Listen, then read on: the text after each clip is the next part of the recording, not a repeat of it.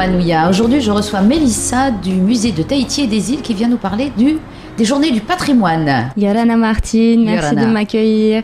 Oui, donc à l'occasion des journées européennes du patrimoine, le musée de Tahiti et des îles ouvre ses portes du samedi 17 au dimanche 18 septembre afin de rendre accessible la culture polynésienne aux touristes comme aux résidents.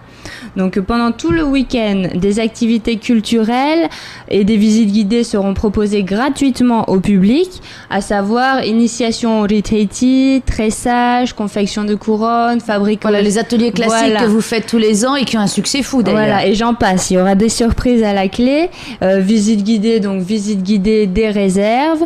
C'est une façon aussi de découvrir les collections du musée dans un lieu dans un contexte habituellement interdit au public et de s'initier aussi aux moyens de conservation pour les objets.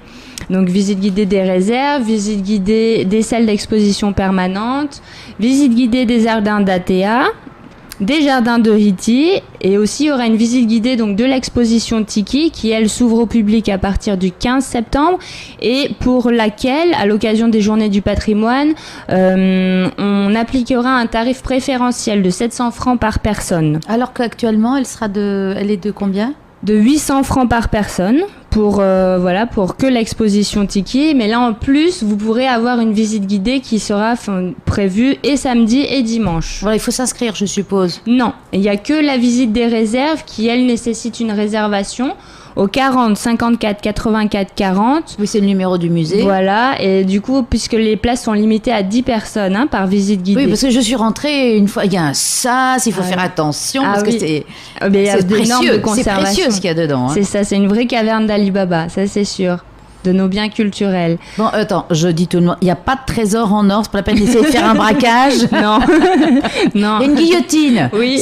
Elle est en style Ikea, hein, elle est démontée.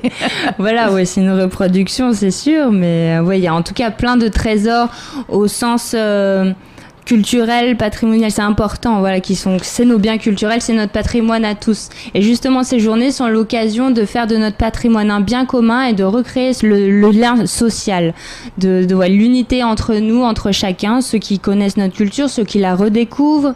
Donc voilà, c'est vraiment un bel événement qui aura lieu tout le week-end et un beau moment en famille aussi, histoire de se détendre et de venir passer son week-end au musée. Oh, c'est une bonne idée, ça. C'est pas une nuit au musée, là. Non, là, c'est le week-end. Personne, il n'y a pas des petits qui vont se mettre en marche.